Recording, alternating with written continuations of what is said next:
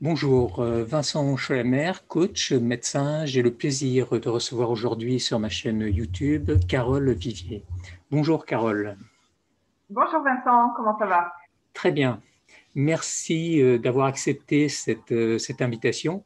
Nous nous suivons depuis quelques années, mais nous avons jamais vraiment pris le temps d'avoir un échange de ce type. Et je suis très heureux qu'on l'ait sans avoir tout le groupe autour. On va aller un peu plus en profondeur de certaines choses qui m'intéressent et il y a des particularités de ton parcours qui justement sont que je trouve très intéressant et que tu pourras peut-être développer. On verra ça. Donc le but de cet entretien, c'est de faire plus ample connaissance avec toi. Peut-être de voir des charges émotionnelles que tu as pu vivre au cours de ces différentes années, de tes différentes formations, de pouvoir éventuellement faire un focus sur la manière dont tu les as abordées, si c'est inconfortable pour toi. Et puis voilà, on aura déjà fait un bon petit chemin.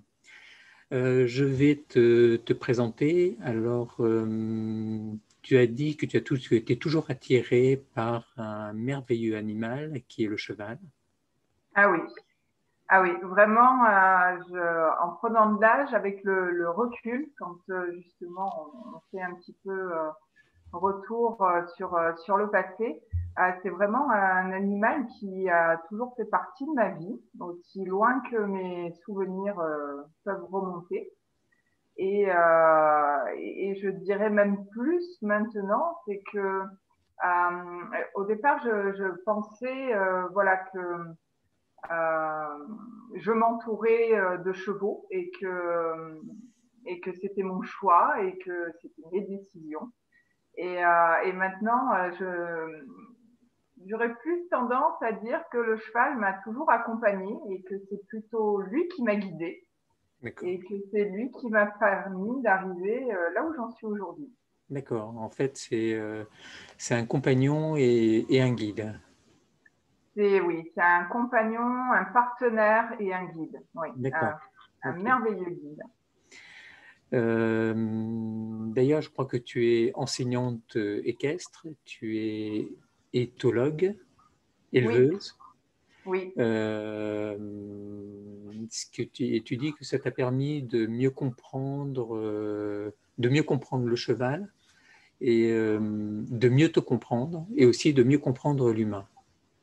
Oui, alors j'en suis vrai. Alors, en arrivée à l'humain, ouais, c'est l'arrivée finale, on va dire. C'est la ligne D'accord. d'arrivée, c'est le finish. Non, Et, non, euh, mais et c'est pas fini, c'est loin d'être fini. non, c'est le finish, on va dire, pour en arriver actuellement où j'en suis. Ok. Maintenant, si on remonte un petit peu le fil, justement, ouais, au pas des sabots du cheval, bah, voilà, attirée depuis toute petite, j'étais cavalière. Mhm. J'ai orienté mes études en me disant, ben, je veux travailler avec les chevaux, je veux avoir mon centre équestre. C'était le milieu qui m'entourait et qui m'enseignait la pratique de l'équitation. Voilà, donc c'est ce que j'ai fait. Et puis, bah, très jeune, j'ai eu mon propre centre équestre. Et là, j'ai eu bah, l'envers du décor et vraiment un autre regard sur le cheval. Donc, en Mhm. plus du fait d'enseigner, d'être donc diplômée en tant que enfin BPGEPS, hein, enseignante équestre, j'ai vraiment au contact du cheval, j'ai commencé à me poser des questions sur le type d'enseignement que j'avais reçu par rapport à l'utilisation du cheval, à son bien-être. Et puis, voilà, petit à petit, j'ai quitté l'équitation classique, donc type centre équestre, concours, dressage, obstacles pour les disciplines. Et je me suis orientée vers le tourisme équestre, D'accord. avec l'équitation de pleine nature. Donc là, vraiment, ben, promenade, randonnée, avec bivouac, contact avec la nature, rester avec son cheval ben, H24.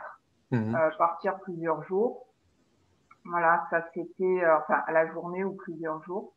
Et ça m'a ouvert une autre voie, une autre manière de voir le cheval et de me comporter avec lui. Ça m'a donné la chance de pouvoir l'étudier, l'observer dans les moments calmes et pas que pour dans le côté du travail avec le cavalier. Les temps calmes, le repos, le voir brouter, le voir se coucher, le voir dormir, parce que des fois pendant les bivouacs on est juste à côté, et puis au moindre bruit on est un petit peu en alerte parce que on n'est pas confortablement installé dans le lit, donc c'est vrai qu'on est un petit peu plus alerte, et puis on a la chance justement de voir le cheval dans son comportement et dans son intégralité. Et ça m'a amené à encore plus de questions sur le bien-être et sur son comportement. Et là, je me suis intéressée à l'éthologie. L'éthologie équine, cette pratique-là, elle est intéressante parce que dans l'équitation classique, on va dire que le cavalier reçoit comme enseignement des codes pour faire au cheval, et le cheval doit écouter. L'éthologie, on inverse un petit peu les choses, c'est-à-dire qu'on part du comportement du cheval, on regarde, on observe comment lui, il se comporte lui-même avec ses congénères, et on essaye de s'adapter dans notre demande à ce comportement-là pour obtenir, toujours pour obtenir une réponse. Mais là, on n'est plus dans, on n'est plus dans la contrainte.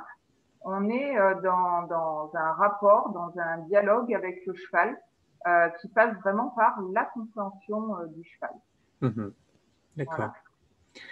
Ok. Et au cours de ton évolution, donc tu as eu de ton évolution professionnelle et personnelle, donc tu t'es formé en coaching à l'Institut international de Genève, et puis tu as une spécialisation en coaching équin, selon la méthode de Linda Kohanov. Voilà.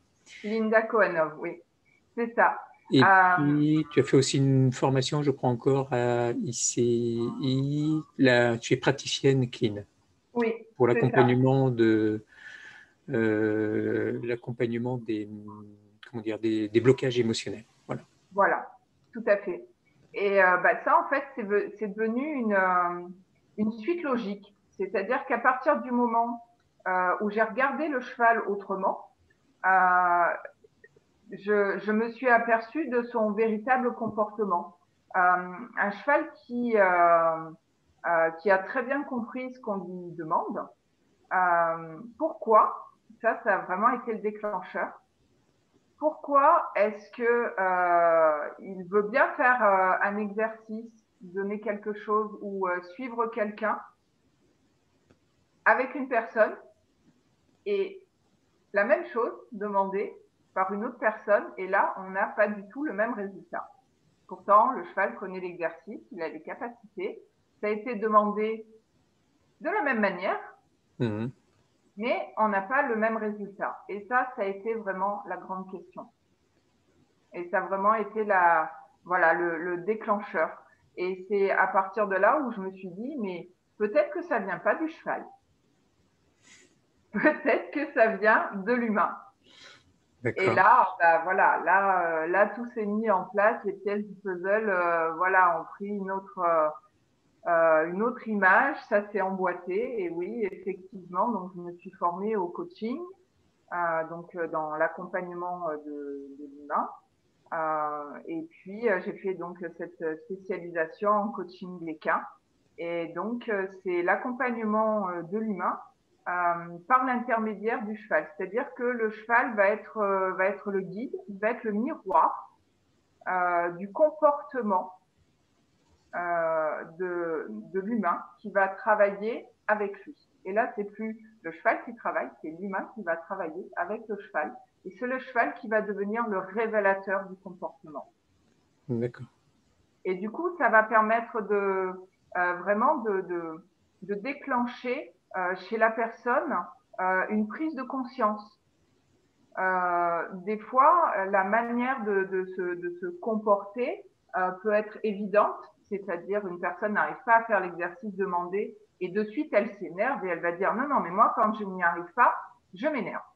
Mhm. Ok, bon, elle est consciente de ça. Et puis, à côté de ça, une autre personne ne va pas se rendre compte, en fait, de ce qui la bloque, de pourquoi elle n'arrive pas à faire les choses. C'est peut-être parce qu'elle n'ose pas ou parce que justement, elle aimerait se mettre en colère, mais du coup, elle se freine et elle se met pas en colère parce que c'est quelque chose qu'elle ne veut pas déclencher en elle. Et donc, le cheval va systématiquement mettre, alors pas le doigt parce qu'il en a pas, mais il va mettre le sabot là où il faut. Alors, il va pas marcher sur, sur la personne, hein, je te rassure, Mhm. mais il va réellement mettre la personne devant sa faille, devant ce qu'elle a à travailler et devant ce qu'elle a à prendre en conscience. D'accord. Ok. Et donc, ce coaching n'est pas réservé uniquement aux adultes, tu le fais aussi aux enfants. Oui, Et oui.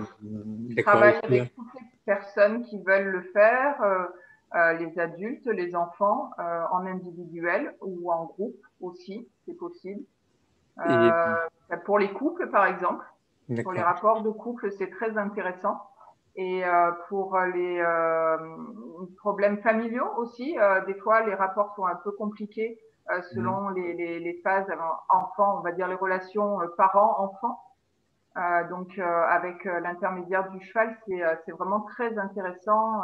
Voilà, c'est très révélateur de ce qu'on peut obtenir et de voir quel comportement on a.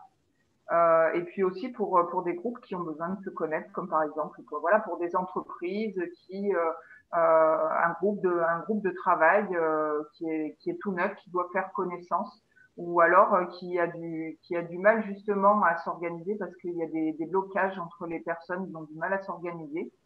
Par l'intermédiaire du cheval, ça permet justement de révéler la valeur Mhm. de chaque personne et du coup de développer ses potentiels et de le mettre à la bonne place dans le groupe.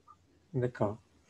Et tu as des demandes spécifiques pour ça ou c'est toi, comme tu as plusieurs techniques à ta disposition dans tes coachings, c'est toi qui vas décider quel type de coaching tu vas proposer ou bien les personnes vont dire ben moi je veux un coaching équin ou je veux un coaching classique, un life coaching ou autre coaching Alors en professionnel. général, Comment ça se passe? les personnes viennent avec leurs propres demandes, oui, D'accord. effectivement. Par contre, une fois que la demande est posée dans l'entretien préalable, je me permets parfois de suggérer, voire d'orienter en expliquant ce qui pourrait faire être au mieux, on va dire, en séance pour la personne. Mhm. Et le dernier fil conducteur que j'ai ajouté, donc tu en as parlé tout à l'heure, oui, praticienne clean.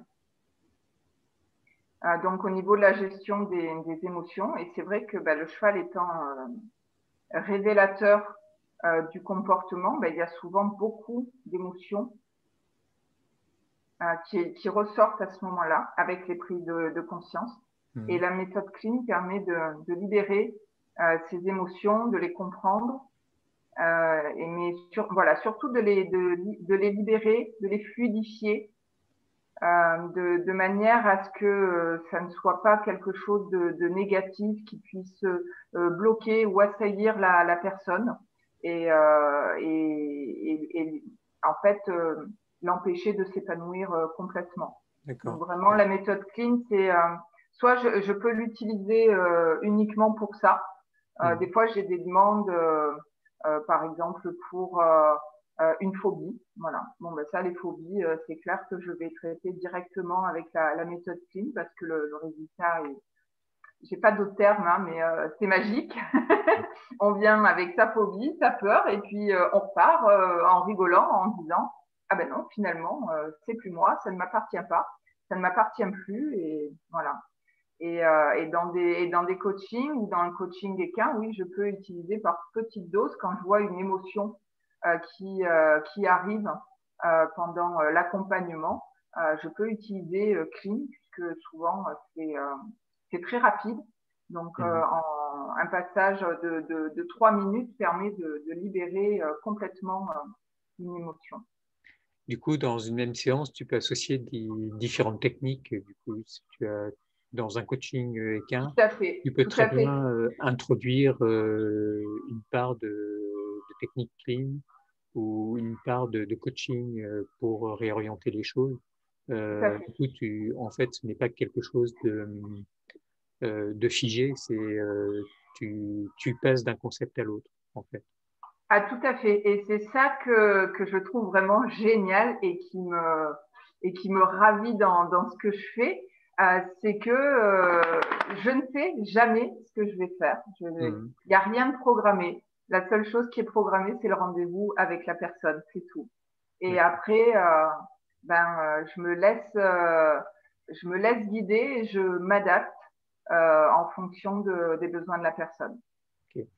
Et est-ce que tu as des chevaux qui sont que tu destines à ça, à ces coachings, ou bien c'est n'importe quel de tes chevaux? Alors, j'aurais tendance à dire que tous les chevaux sont faits pour ça. Après, évidemment, pour des questions de sécurité, on va choisir les chevaux qui sont d'un tempérament beaucoup plus calme et posé. Voilà. Mais pareil, pour le coaching équin, c'est très rare que ce soit moi qui choisisse l'animal avec lequel la personne va travailler. Il y a naturellement une attirance qui se fait. Ok. En général, pour un début de séance, on se promène au milieu des chevaux. J'écoute la personne, je pose quelques questions. Elle présente aussi la raison pour laquelle elle a fait appel à moi. Et on fait ça, voilà, en se promenant au milieu des chevaux, des différents parcs. Et il y a forcément, à un moment donné, il va se passer quelque chose. Et c'est comme si le cheval disait: ah tiens, ça y est, t'es là, bah toi t'es là pour moi aujourd'hui, ou je suis là pour toi aujourd'hui. Et soit ça se fait tout de suite, soit la personne n'en est pas vraiment consciente, parce qu'elle souvent quand les gens arrivent, ils sont vraiment focalisés sur leurs problèmes, et même s'il se passe quelque chose, ils sont tellement dans le mental à expliquer ce qu'ils veulent, ce pourquoi ils sont là, et voilà, ils sont un peu à ressasser, on va dire, ce qui les dérange. Des fois, ils peuvent passer à côté. C'est à moi d'observer justement ce qui se passe aux alentours. Et quand le tour est fini, et de repérer voilà, les déclics, en général, je leur demande: est-ce qu'il y a un cheval en particulier qui vous a attiré, ou est-ce que, voilà, quand je vous parle de votre problématique, est-ce que vous repensez à l'image d'un cheval à ce moment-là? C'est pas rare que ça se rejoigne. D'accord. Ok. Parce que ce sont quand même ça peut être impressionnant comme un cheval quand on n'a pas l'habitude, ça peut être impressionnant. Ce sont des animaux qui sont assez grands. Il y a des chevaux qui très sont intelligents, assez grands, oui. qui sont très intelligents. Donc, du coup, il peut y avoir aussi une petite appréhension, j'imagine, de peur, ou de ne pas oser aller vers l'un ou l'autre. Est-ce que ça arrive, et toi, tu arrives à lever cette barrière-là, ou bien cette barrière va se lever naturellement? Alors, j'aurais tendance à dire les deux. Ça dépend de la personne, encore une fois. S'il y a le blocage, vraiment au niveau de l'appréhension de ne pas oser, c'est peut-être aussi ce que la personne, sans le savoir, est venue travailler. D'accord. Donc, c'est toujours intéressant d'y aller. Ça dépend comment c'est amené. Si la personne me dit ce cheval-là, il m'intéresse bien, ou il m'intrigue, ou j'aimerais bien m'en rapprocher, mais j'ose pas, ou il me fait peur. voilà, après, je vais pas la mettre directement en contact. Peut-être que l'exercice, peut-être que ce qui va permettre à la personne d'avancer, ça va être d'avancer tout doucement et de faire un pas après l'autre pour accéder jusqu'à ne serait-ce que poser la main et toucher ce cheval. Mhm. Et cette démarche-là, après, ça va peut-être être la démarche qu'elle aura à faire personnellement pour le sujet pour lequel elle est venue. Mhm. Elle aura déjà fait cette démarche avec le cheval, elle n'aura plus qu'à se dire, bah, c'est bon, je l'ai fait, je sais faire. Je sais faire maintenant, voilà, je vais pouvoir le faire dans ma vie pour le En sujet. fait, du coup, c'est comme s'il y avait un apprentissage et après une transposition Tout à fait. à la vie quotidienne de la Tout personne. à fait. C'est vraiment ce que je te disais tout à l'heure, c'est vraiment un miroir. Le D'accord. cheval, il a vraiment un rôle miroir. Mhm. Il va vraiment établir et renvoyer le reflet du comportement que la personne a à travailler. D'accord. Et Ok. c'est extraordinaire. Et Mhm. même moi, encore maintenant, je vois des choses, je me dis, waouh, c'est magique. Mhm. Je n'en reviens pas. C'est à chaque fois, je trouve ça, je sais même pas quel terme y mettre dessus à part magique. C'est lumineux, c'est extraordinaire. Il faut le voir pour le croire. Mhm. Voilà, pour les traits cartésiens, il faut le voir pour le croire. Des fois, moi-même, étant ouais, très ouverte et d'esprit et cherchant toujours, voilà, je passe pas par le jugement préconçu. Je fais très attention à ça et j'essaye de me dire oui, mais pourquoi pas, voyons. Et des fois, je vois des choses, ça m'épate moi-même. Mhm. D'accord. C'est vraiment fabuleux. Et quand tu as des groupes, il va y avoir plusieurs chevaux qui vont travailler ou bien il y aura qu'un cheval qui va travailler avec le groupe? Ça va dépendre de la demande, encore une fois, Ouais. selon le besoin. En fait, toi, tu adaptes toujours en fonction de la Oui, demande et tout à d'accord, fait. Tout à fait. C'est pour ça, vraiment, euh, la seule chose qui est programmée, c'est le rendez-vous. d'accord. Et j'ai pas l'impression que vous soyez très nombreux à faire cette spécialité de coaching équin. Alors, pas très connu encore, on va dire. Ouais, Par contre, c'est vrai que ça se développe de plus en plus. d'accord. Voilà, ça se développe de plus en plus et surtout ces dernières années.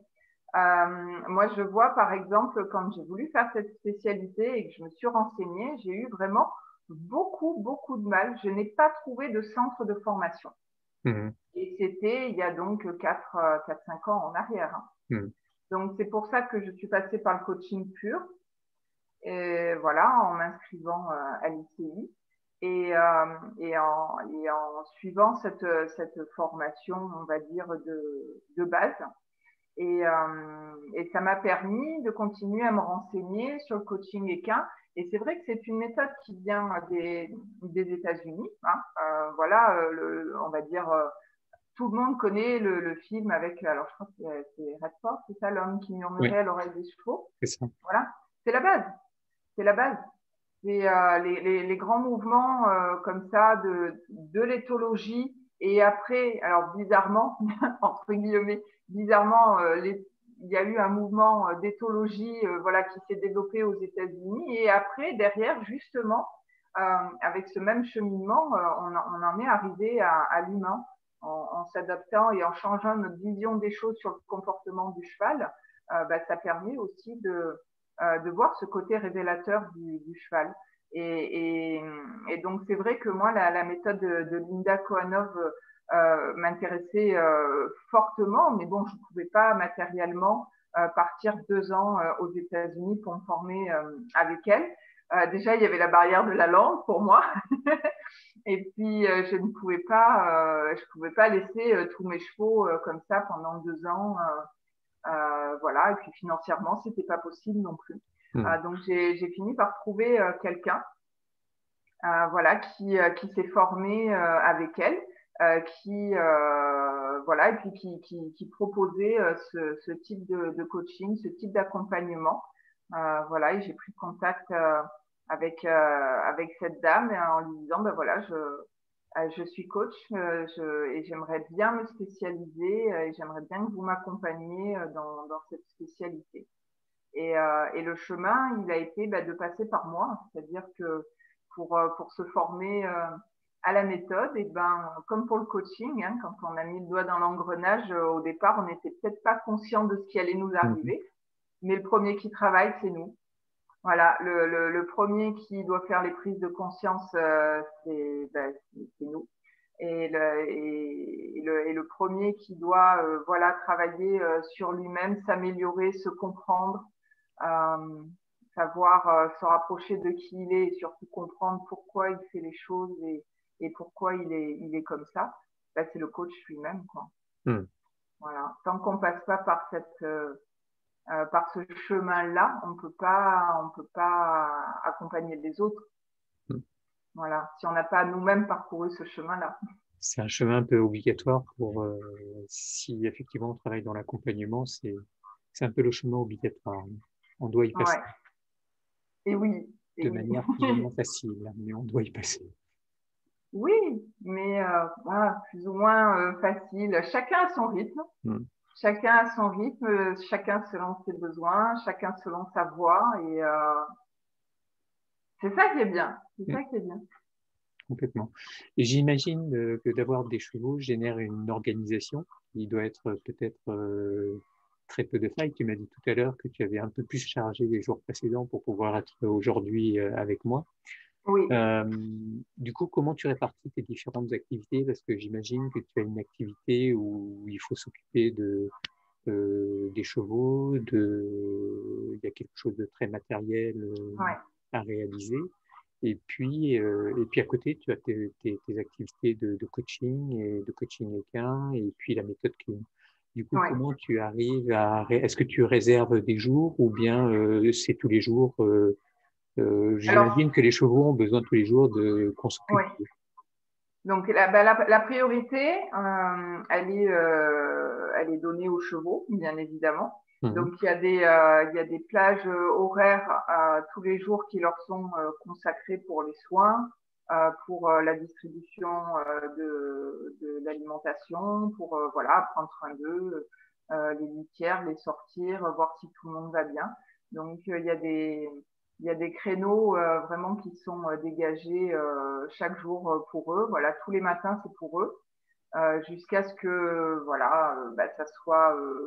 ça soit fini. Donc ça, c'est un peu aléatoire. Hein. Des fois, j'arrive le matin et puis s'il y en a deux qui m'ont cassé la clôture pour aller faire un petit tour dehors, des fois, ça arrive.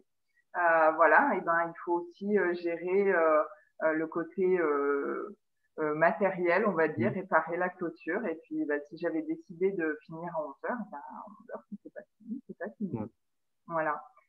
Donc après, c'est pour les rendez-vous de coaching équin, donc je prévois toujours un battement une demi-heure avant, une demi-heure après, justement pour pouvoir gérer ces temps d'imprévu. Voilà, c'est ça, travailler aussi avec du vivant, parce que on peut pas dire qu'on maîtrise les choses, hein, c'est pas possible. Voilà, c'est comme ça. Mais je trouve ça génial parce que ça apprend plein de choses, ça apprend à prendre du recul, à dédramatiser, à lâcher prise, à se dire quand ça va se faire, ça se fait pas. Voilà, et puis à apprécier aussi, à apprécier chaque petit moment en se disant là c'est cool quoi, tout se passe bien, tout est comme je l'avais prévu, comme je l'avais organisé, c'est chouette, merci, voilà. Et voilà, mais la priorité est aux chevaux et après je greffe les rendez-vous en fonction des demandes, des disponibilités des personnes, de mes disponibilités donc hors activité. Après, le mercredi, le samedi, c'est réservé pour les enfants pour l'enseignement équestre. D'accord. Et puis après, la méthode clean peut très facilement aussi se faire hors présentiel, donc par téléphone, ou par visio. Et donc, ça, je privilégie le soir. En plus, c'est vrai qu'en ce moment, on est toujours avec les mesures de confinement, on va dire que nous sommes priés à 19 heures d'être dans les chaumières. Donc voilà, à partir de 19 heures, ce créneau-là est réservé justement pour tout ce qui est clim. D'accord. Je crois que tu as une autre particularité et c'est un jeu de cartes. Mais qui t'a parlé de ça? Je sais pas. Tu as apparemment un jeu de cartes un peu particulier. Est-ce que tu peux m'en parler? Oui, j'ai un jeu de cartes. Alors, j'ai deux jeux de cartes un peu particuliers. Donc, j'ai un jeu de cartes Est-ce que tu t'en sers dans les coachings ou pour autre chose? Oui. Alors, pareil, je peux m'en servir. Ça dépend si ça vient. Une méthode de plus. Voilà, une méthode de plus. Voilà. Donc, ce jeu de cartes, donc c'est la voix du cheval. Ce jeu de cartes a été créé donc par Linda Cohenhomme. Voilà. Et donc, ce sont des cartes numérotées qui permettent, on va dire, au hasard d'un tirage, voilà, de voir ce qui est noté. Et chaque carte amène à travailler sur un sujet en développement personnel ou amène à une réflexion. Et c'est toujours par le fait de ce fameux hasard qui nous accompagne, tombe souvent très très juste. D'accord. Et tu l'utilises systématiquement au cours de tes coachings ou bien c'est vraiment quelque chose non, pas forcément. D'accord. Ça va beaucoup être aussi en fonction de la personne. Oui.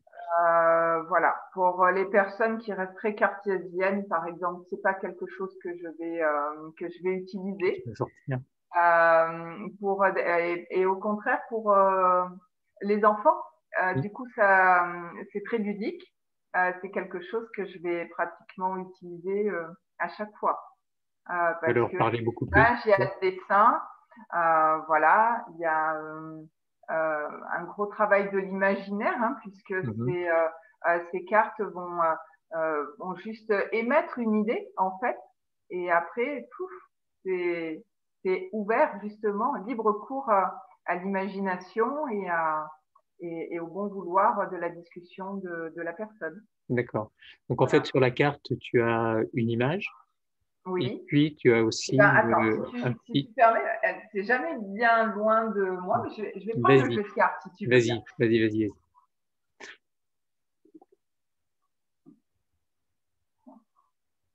Voilà, tu vois, c'était pas très loin. Donc là, j'ai pris les deux jeux de cartes. Voilà. Et par exemple, pour notre échange, est-ce qu'il y aurait une carte particulière? Eh bien, justement, c'est ce que j'allais te proposer.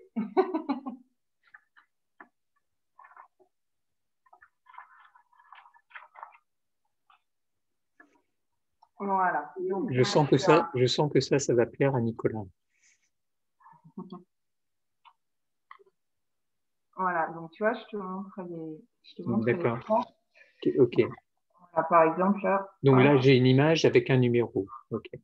Voilà. Alors, j'ai pas vu celui-là. Voilà, il est dans ce sens-là, pardon. Ouais. Voilà. Je vais t'en montrer une autre. Celles-ci sont plus même chose. Donc, ça peut être des dessins. Ça peut être un peu comme là, type photo. Oui. Voilà. Ou alors, ça peut être quelque chose, voilà, très…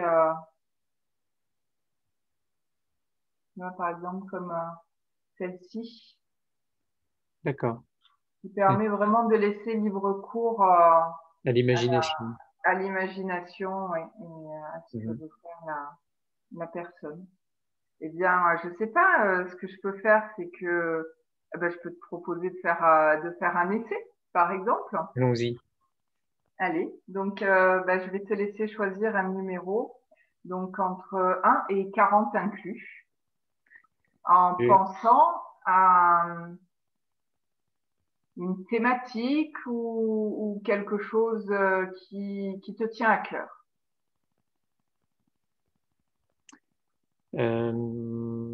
Je vais dire 30. Le 30.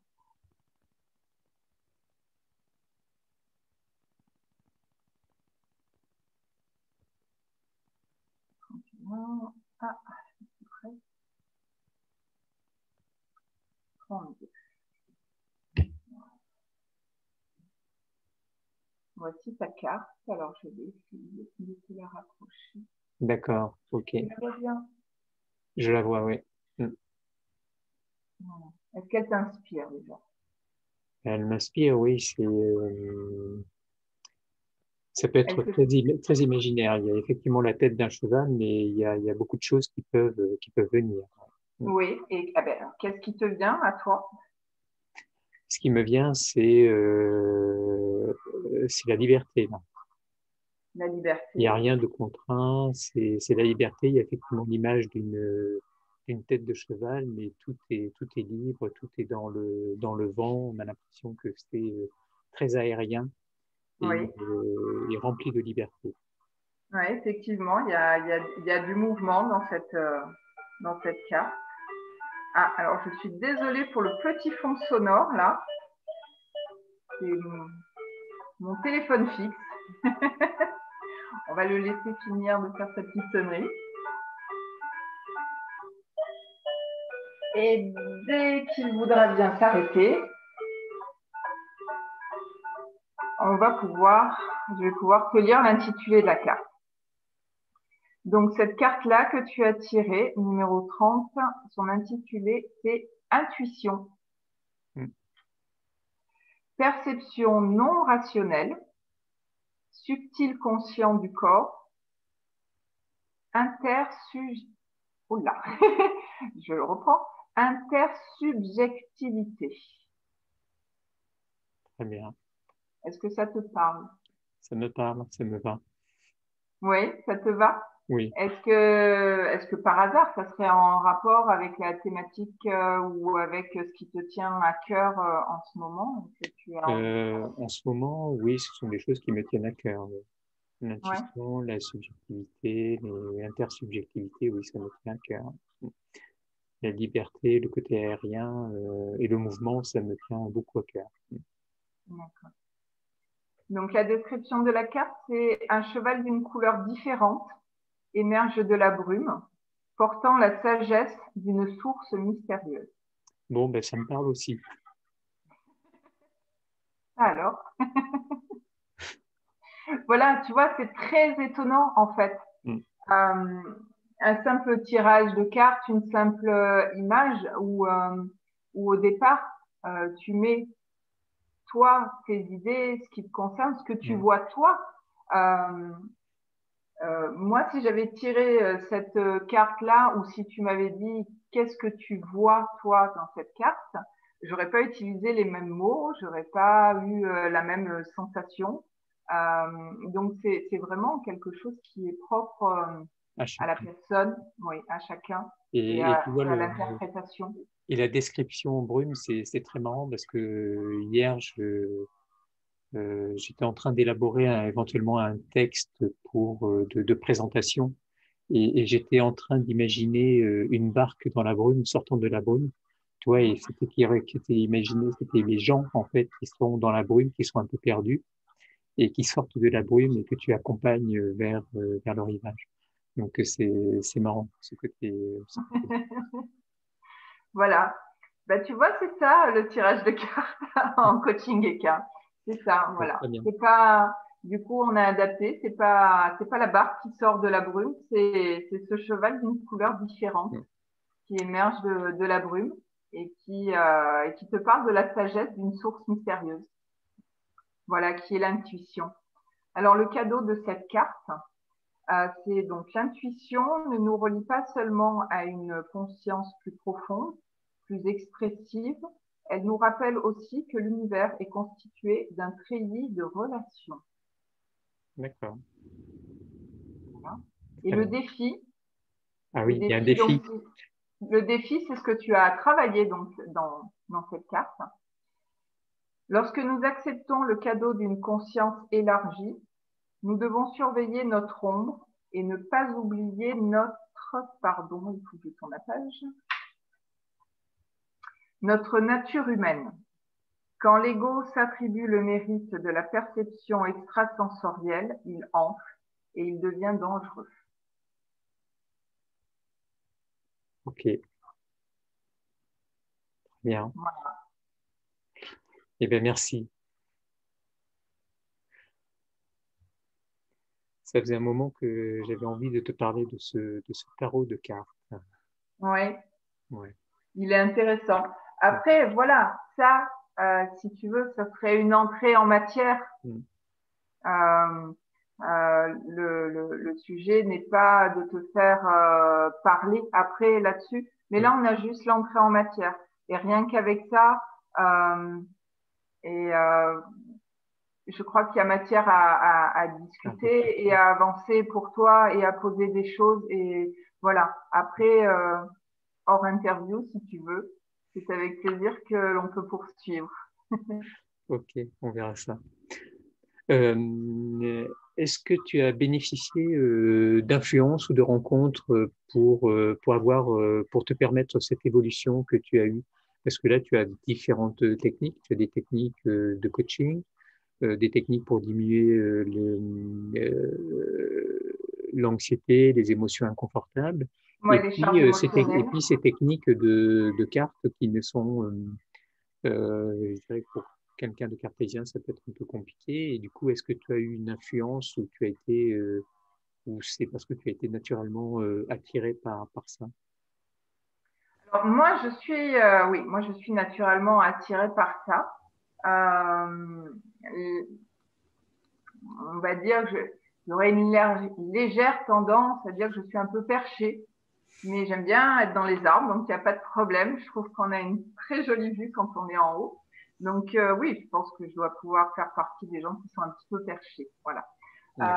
Mais ça m'empêche pas d'avoir bien les pieds sur terre, d'être ancré et puis d'être relié aussi au-dessus. Voilà, les deux connexions sont bien là et me traversent. Donc voilà, merci. Et après, les rencontres. Mais j'aurais tendance à dire que chaque rencontre a fait le chemin, chaque rencontre a fait les occasions. Absolument toutes les personnes ont joué un rôle, tous les animaux ont joué un rôle, tous les instants, tous les moments ont joué des rôles. Chaque instant de la vie est là et nous met à chaque fois au défi de prendre la décision pour trouver le bon chemin. C'est ça le jeu de la vie. Oui, tout à fait, entièrement d'accord. Et tout au long de ton parcours, est-ce que il y a des moments où tu as eu des freins à ton développement? Et est-ce que ces freins, c'était plutôt des freins extérieurs ou c'était des freins intérieurs qui te retenaient? Alors, non. Frein intérieur, honnêtement, non. D'accord. Honnêtement, non. Frein extérieur, du coup, oui. Oui. C'était ce qui a été le plus difficile à gérer pour moi, justement, c'est de laisser paraître, de laisser sortir ce que j'avais vraiment à l'intérieur, mes vraies envies, mes vrais besoins, voilà. Par rapport à ce qui est réalisable, par rapport alors, pardon, je me reprends, par rapport à ce qui est réalisable, on va développer là. Tout est réalisable, disons, par rapport comment dire, à ce qui est acceptable par l'entourage aussi. J'ai eu des périodes, alors là en ce moment c'est pas le cas, mais par exemple quand on a une petite famille ou quand on est avec quelqu'un, il faut prendre en compte la personne avec laquelle on vit et on partage son existence. Donc oui, c'est sûr que si du jour au lendemain on annonce bon j'ai pris une grande décision, voilà, je vais changer de vie, je vais changer de boulot, je vais tout changer dans ma vie parce que j'ai besoin d'être moi-même. C'est sûr que l'autre en face, Ça peut être un voilà, peu compliqué. voilà, c'est un peu compliqué. Mais c'est faisable, voilà. Donc c'est vrai que voilà la difficulté, mais qui du coup a été mon plus bel apprentissage, je trouve, ça a été d'apprendre à m'exprimer euh, en respectant mes envies, mes besoins, tout en respectant les personnes qui m'entourent. D'accord. Voilà, ça vraiment, je crois que c'est vraiment ça, apprendre à communiquer. Hmm.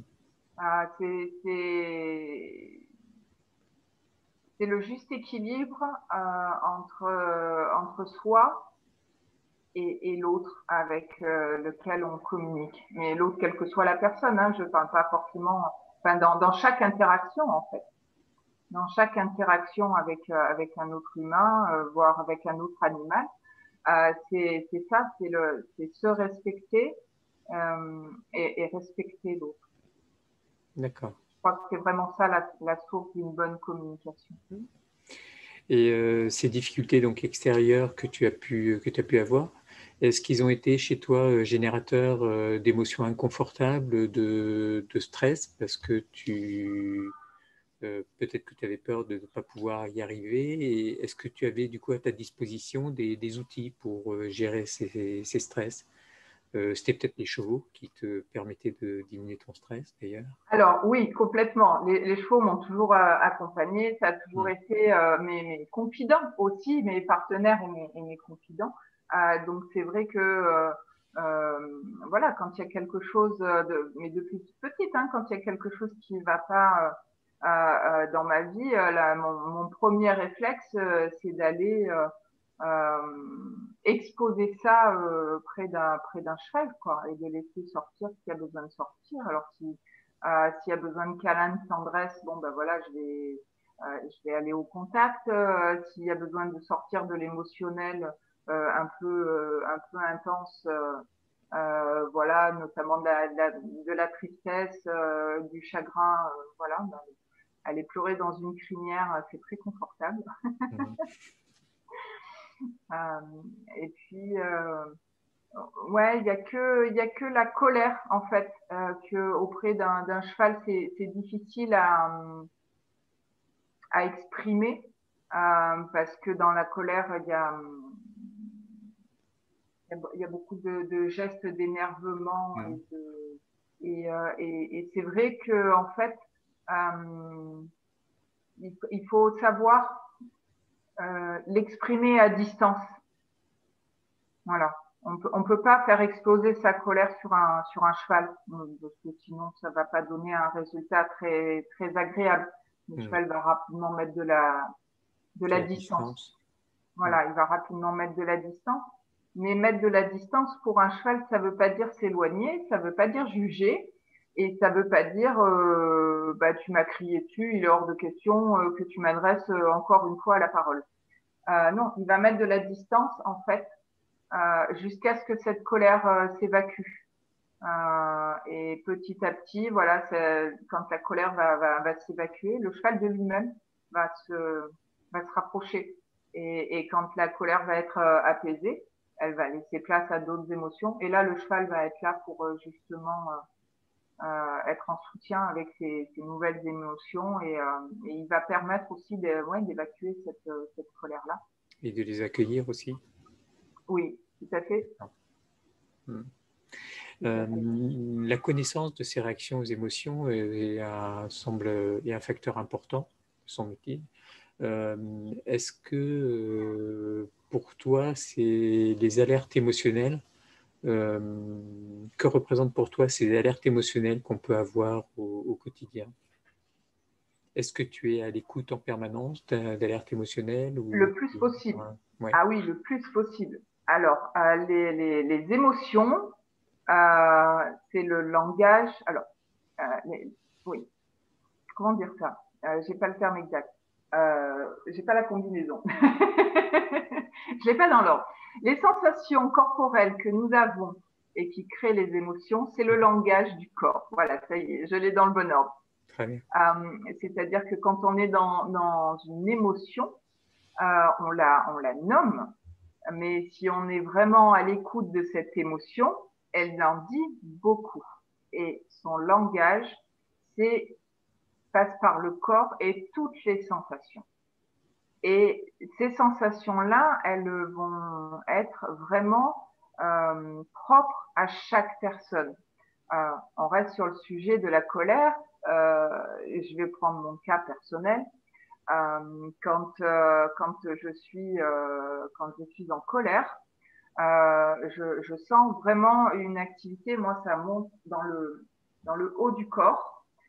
J'ai besoin de lâcher de l'énergie et j'ai un rythme cardiaque qui s'accélère. Ça, je sais que ça va être des signes de colère pour moi. Donc, en tout cas, de quelque chose qui va me contrarier et qui va m'amener à la colère. Une autre personne va avoir peut-être des sensations totalement différentes qui vont l'amener à la colère. Pour la tristesse, c'est la même chose. Il y a des personnes qui vont de suite avoir les larmes aux yeux et qui vont laisser aller ce langage-là chez une autre personne en fonction de son caractère, de son éducation. Va peut-être réfréner ses larmes et du coup, qu'est-ce qui va se passer? Ça va plutôt être des difficultés à parler, ça va plutôt être une boule dans la gorge qui va presque se matérialiser. Voilà. Et en fait, c'est ça le langage du corps. C'est toutes ces sensations-là sont là pour exprimer vraiment ce qui va et ce qui ne va pas dans notre baromètre émotionnel. Ça marche aussi bien dans le positif que dans le négatif. Oui.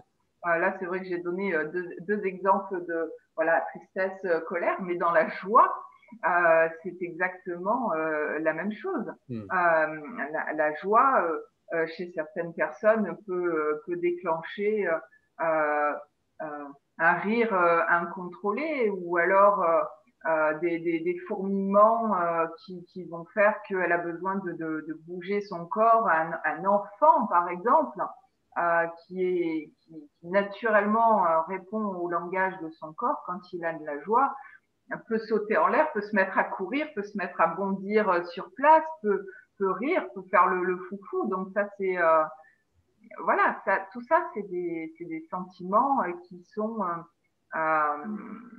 qui ont leur propre langage pour chaque personne. Et voilà, c'est vraiment très important d'être à l'écoute parce que quand on est, comme on dit, la tête dans le guidon, dans le mental, dans ce qu'on est à faire et qu'on se met des barrières, des obligations, le fameux « il faut absolument que » ou « je dois » ou c'est pas possible autrement.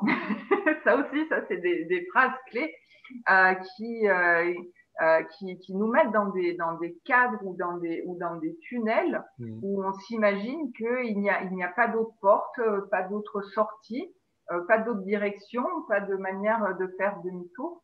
Et en fait, si on écoutait son corps et les sensations,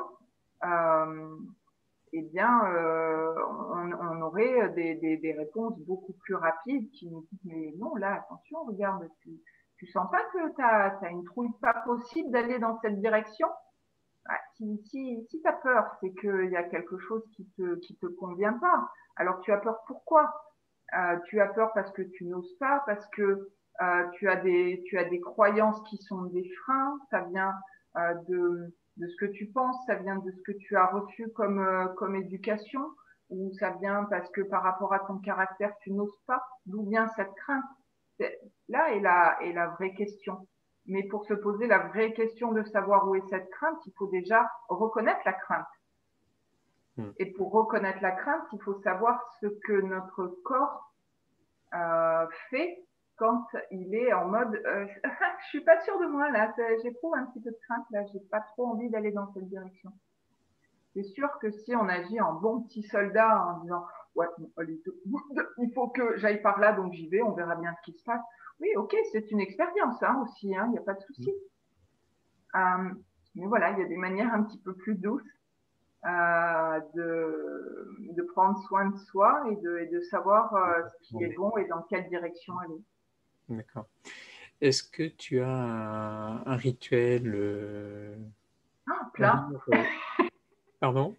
J'ai plein de rituels. Plein de Là, rituels. il va vraiment falloir que tu cibles.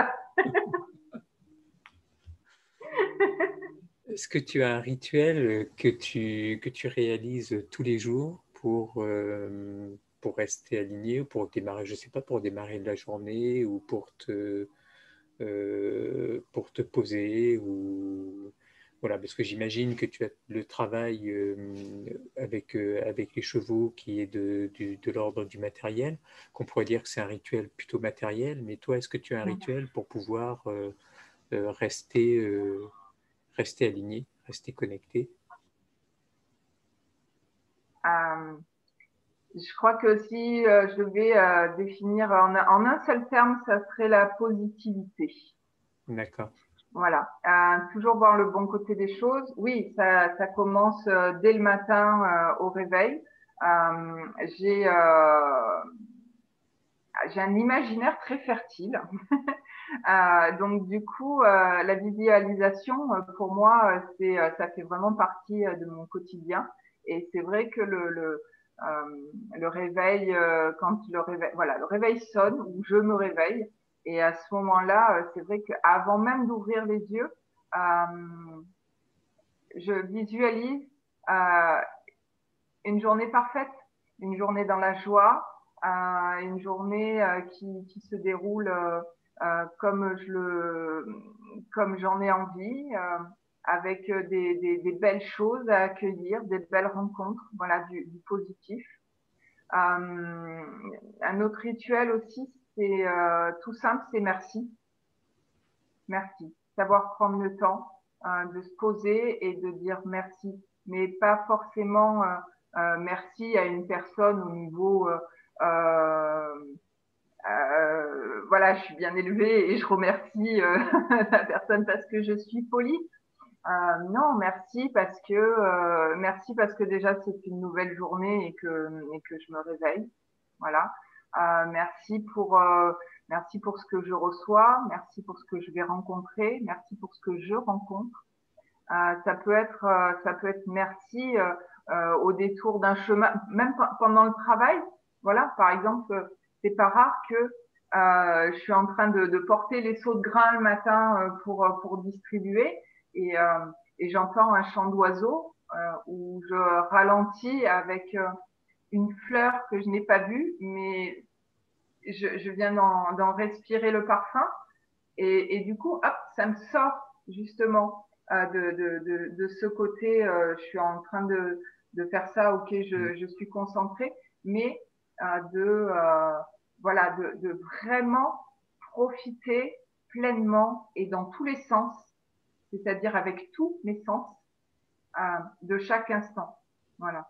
C'est pas parce que l'objectif de me balader avec mes seaux pour aller nourrir les chevaux qui attendent, ça va pas me prendre plus de temps, mais par contre, ça va me faire beaucoup de bien si je m'aperçois que je suis en train de respirer l'odeur de cette fleur, que je ralentis juste d'un pas et que j'ouvre mon regard et que je me pose sur cette fleur magnifique qui est là et qui me permet de respirer cette odeur-là en plus. Voilà, donc ça, pour ça, merci. Oui, ça, c'est quelque chose, je dis souvent dans ma tête ou même, oui, bah, je parle toute seule. Hein. Tout à l'heure, on a dit que j'étais perchée, donc oui, je parle souvent toute seule. Donc oui, oui, je peux dire merci à voix haute à une fleur que je rencontre. Voilà. Ok. Et c'est mon côté perché. Donc ouais, beaucoup remercier pour ces belles choses, pour ces moments rares, pour ces toutes petites choses qui peuvent paraître insignifiantes pour certaines personnes. Et si on prend le temps de les observer, d'en profiter, euh, de s'en réjouir, de s'en nourrir, la vie, elle est belle. La vie est belle. Couleur. En La fait, vie est c'est belle. profiter de pleinement de l'instant présent. Oui, tout à fait. Tout à fait. D'accord. Tout à fait. Et pour ça, il faut, de temps en temps, il faut c'est quelque chose, j'allais dire, à la base, c'est peut-être même une technique si on n'a pas l'habitude, mais juste y penser et se dire, tiens, est-ce que je suis vraiment dans mon truc? Est-ce que je passe pas à côté de quelque chose? Il y a, je pratique et j'amène aussi de temps en temps les gens dans mes coachings à pratiquer la marche consciente. Mm. Et alors la marche consciente, c'est pas sportif du tout. Non. C'est juste une manière justement de prendre conscience de son corps et de ses sens quand on fait juste un pas. Juste un pas. Mm. Et ça paraît pas grand-chose, mais un pas, c'est du mouvement, c'est respirer, c'est sentir, c'est ressentir, c'est se déplacer, c'est avoir quelque chose sous les pieds, c'est les vêtements qui bougent sur le corps, c'est le vent ou s'il y en a pas, ça va être le mouvement de notre corps où on va traverser justement l'air et où on va le sentir. Quand on respire, ça va être oui, bah si je respire à un endroit et c'est pas le même air à un autre endroit parce que justement il y a cette petite fleur Mm. qui embaume à cet endroit-là et prendre conscience de ça, ouais, c'est au début c'est très, en fait on n'y pense pas. J'allais dire c'est compliqué, mais non c'est faux, c'est très simple. C'est juste qu'on n'y pense pas. Euh, on est souvent dans nos boulots, dans nos vies de famille, dans notre quotidien. On est tellement ritualisé, toujours pressé. Il faut faire ci, il faut faire ça. On est dans un monde où on se crée tellement d'obligations qui n'en sont pas, Mm. qui ne devraient pas en être. Moi, il y a plein de gens qui me disent, mais waouh, tu gères toute seule. Donc là, actuellement, j'ai 25 chevaux. Donc plus les coachings, plus l'enseignement, plus voilà. C'est vrai que mais comment tu fais ça dans une journée? Bah, oui, c'est vrai que dans une journée, j'ai pas le temps de m'ennuyer. Mm. Mais c'est super, c'est super. Franchement, pourquoi je m'ennuierais? C'est ennuyeux de s'ennuyer. Voilà. Donc merci pour ça. Et puis voilà pour clore sur le rituel. C'est vrai que le soir, avant de se coucher, non ou dans le lit, voilà, quand on est vraiment le rituel du coucher et pour aller s'endormir. Et ouais, à nouveau merci et puis surtout faire comme une checklist de toutes les bonnes choses qu'on a eues dans la journée. Et quand on prend le temps de faire ça, et ben on s'aperçoit qu'en fait il y en a énormément. Il y a énormément, énormément. Même dans une mauvaise journée, même dans une journée pourrie où on s'est dit ah, il y a vraiment aujourd'hui il y a tout qui a été de travers. Oui, ok, il y a tout qui a été de travers, mais peut-être que ça a amené une autre perspective. Peut-être que ça a permis de faire autre chose. Peut-être que ça a. Il y a toujours un côté positif. Mm. Il y a toujours un côté positif. Ça peut peut-être Euh, ouvrir sur d'autres possibilités aussi. voilà, voilà. Et puis peut-être amener à se poser d'autres questions. Pourquoi ça bloque? Simplement, pourquoi ça bloque? Est-ce que Peut- ouais, ça bloque une fois. Bon, ok. Mais bon, à chaque fois que je veux faire ça, ça bloque. Comment ça se fait? Pourquoi? Mm. Voilà. Je crois que là, c'est le début des questions. Ouais. Voilà. Donc ouais, voilà, plein de petits rituels comme ça qui, Qui émaille en fait la journée, ça du matin ouais, jusqu'au soir. D'accord. ouais, tout à fait. Alors, est-ce que c'est vraiment des rituels ou est-ce que c'est une manière d'être? Je sais pas.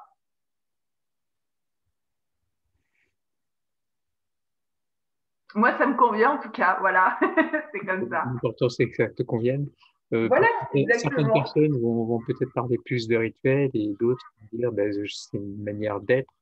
Et Hmm. après, peut-être, est-ce que les rituels n'amènent pas à une manière d'être? C'est possible aussi. Après, c'est un débat qui peut Oui, voilà. Et puis tout dépend du regard, du point de vue qu'on a. Tout à fait. Est-ce que toi, tu as été impacté par cette période? On est là depuis plusieurs mois, on a une période de crise sanitaire. Est-ce que ton activité a été impactée? Est-ce que tu as été gêné au quotidien? Alors, mes activités professionnelles, oui, ont été impactées. Oui. Pour le premier confinement, par exemple, le centre équestre a été fermé, hein, fermeture administrative. Donc, du jour au lendemain, je me suis retrouvée réellement toute seule pour tout gérer. Plus de cavaliers pour donner le coup de main. Voilà, les chevaux de propriétaires aussi qui étaient plus sortis puisque même les propriétaires ne pouvaient plus venir. Donc oui, il y a eu vraiment une autre organisation à avoir. Financièrement et effectivement aussi un impact. Voilà.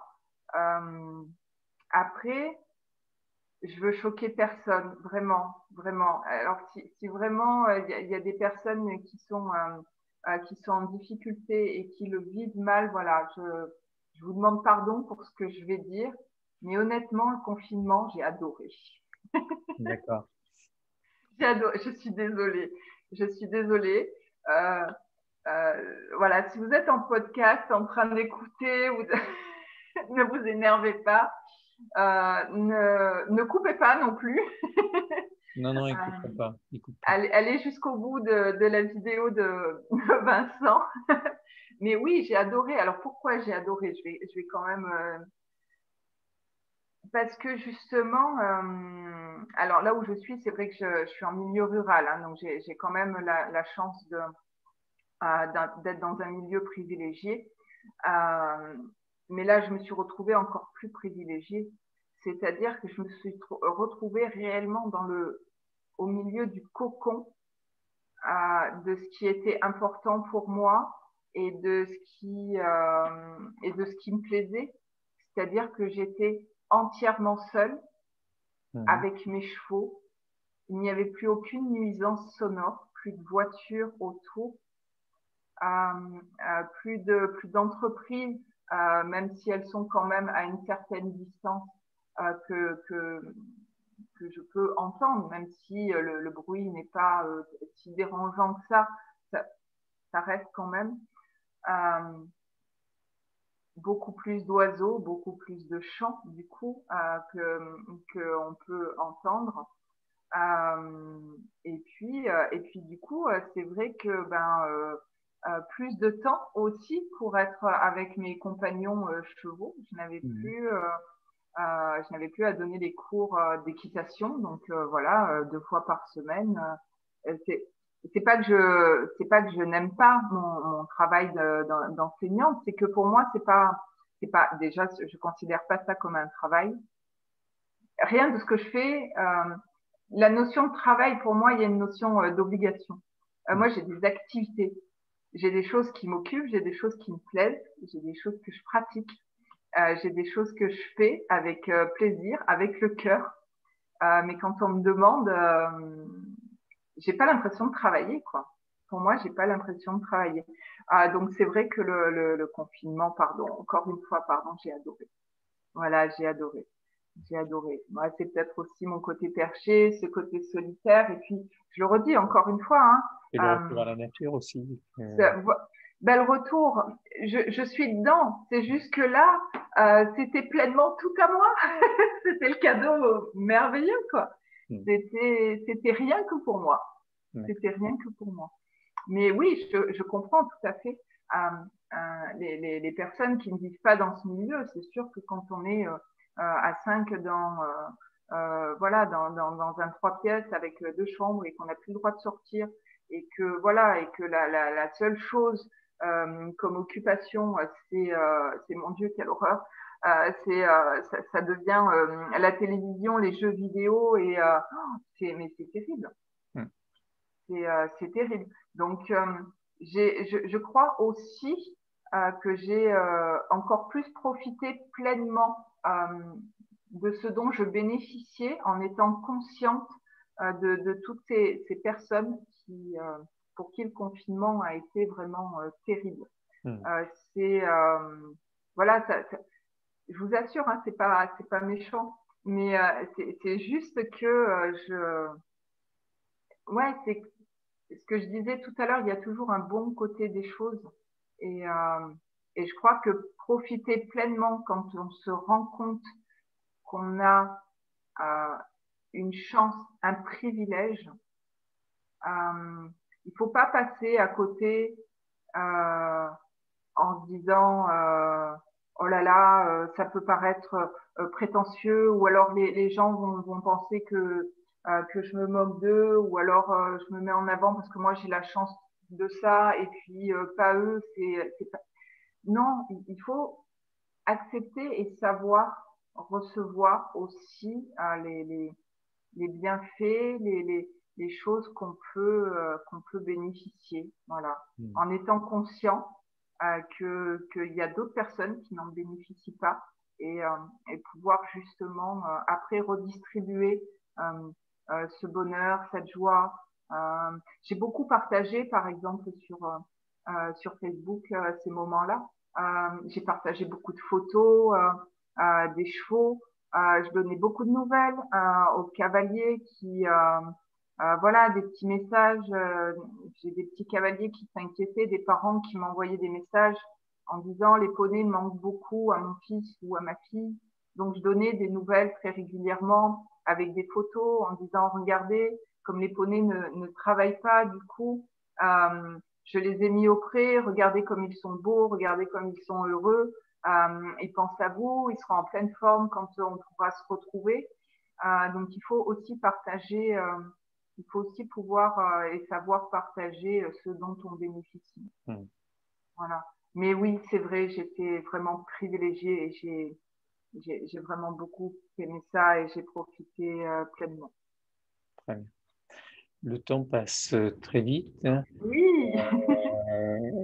Comment vois-tu, est-ce que tu as une actualité ou comment vois-tu l'avenir?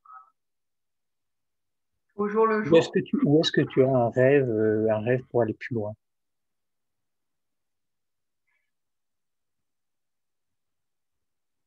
Ça, ouais, non, c'est vraiment au jour le jour. Je suis bien maintenant. D'accord. Et mon rêve, c'est d'être toujours bien comme ça, pleinement, en fonction de ce que je vais, en fonction de ce que je vais vivre, en fonction de ce qui va m'être offert, en fonction de ce qui va m'être proposé, voilà, par la vie, par les gens, par les rencontres, par les opportunités. Ok, très bien. On arrive bientôt à la fin de l'entretien. Est-ce que tu voudrais rajouter quelque chose ou est-ce que tu as un message à faire passer à toutes les personnes qui vont nous écouter? Je crois que c'est ce qui m'a fait le plus bouger, moi. C'est ce que j'ai appris en coaching, c'est que de toujours voir l'autre côté de la pièce. Dans les situations, c'est comme si c'était une pièce de monnaie. Quand elle est posée devant nous, on voit qu'un côté de la situation, on voit qu'une face. Et pourtant, sous cette face, il y a toujours quelque chose. Et donc, voilà, il y a toujours une issue, il y a toujours une autre manière de voir les choses. Il y a toujours, on n'est jamais coincé. Voilà, on n'est jamais coincé.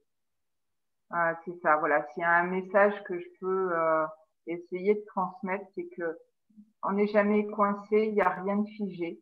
On peut toujours faire, on peut toujours s'améliorer. Il y a toujours une issue. Et voilà, c'est possible. Faut,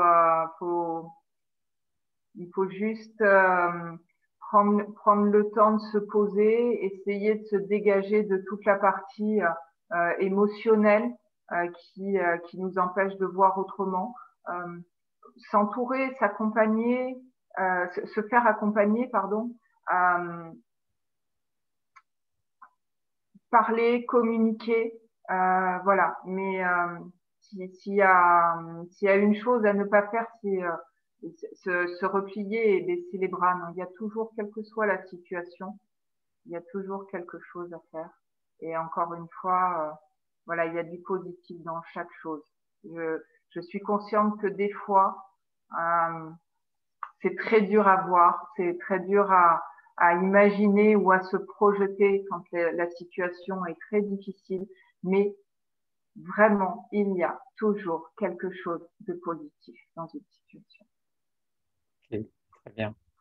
Ben, merci beaucoup, Carole, pour ce temps que tu m'as accordé. Merci à toi. Vraiment ravie, heureuse de ton invitation et de ce moment partagé avec toi. Mais moi aussi, je suis très ravi de cet échange qui a été riche et authentique.